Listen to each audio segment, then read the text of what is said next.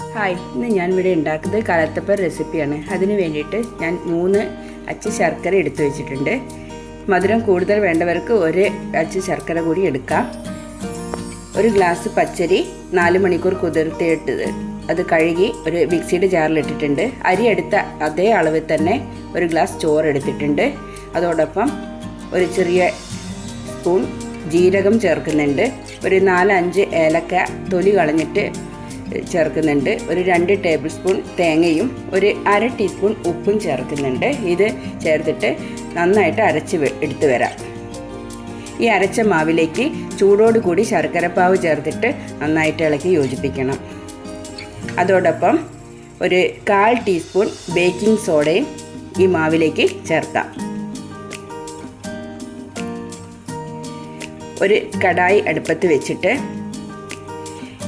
അതിലേക്ക് 1 table spoon നെയ്യ് ചേർക്കാം. നെയ്യും അതോടൊപ്പം തന്നെ ഞാൻ കുറച്ച് വെളിച്ചെണ്ണയും ചേർക്കുന്നുണ്ട്. അതിലേക്ക് കുറച്ച് തേങ്ങാക്കൊത്ത് ചേർത്തിട്ട് ഒരു ഹാഫ് മൂപ്പെത്തുന്ന സമയത്ത് ചെറിയ ഉള്ളി ചെറുതായിട്ട് കട്ട് ചെയ്തതും ചേർത്തിട്ട് അത് മൂത്ത് വരുന്ന സമയത്ത് ഞാൻ കുറച്ച് കോരി മാറ്റി വെക്കുന്നുണ്ട്. അതായത് ഈ മാവ് ചേർത്തിട്ട് മേദ ചേർക്കാൻ വേണ്ടിയിട്ടാണ് അങ്ങനെ എടുത്തു വെക്കുന്നത്. നമ്മൾ കലക്കി വെച്ച മാവ് ഇതിലേക്ക് ഒഴിക്കുന്ന സമയത്ത് ഫ്ലെയിം കുറച്ച് മീഡിയം ആയിരിക്കണം. അതിനുശേഷം വളരെ ലോ ആക്കിയിട്ട് വെക്കണം. സിമ്മിൽ വെച്ചിട്ട് ഒരു 20 മിനിറ്റ് വെക്കണം.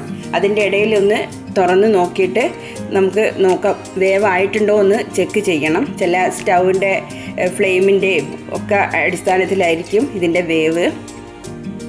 എപ്പോഴും അടച്ചു വെക്കുമ്പോൾ ഒരു ഹോളുള്ള അടപ്പുകൊണ്ട് വേണം അടച്ചു വെക്കാൻ. 20-25 മിനിറ്റിനുള്ളിൽ കലത്തപ്പം റെഡി ആയിട്ടുണ്ട്. എല്ലാവരും ഈ റെസിപ്പി ട്രൈ ചെയ്യണം.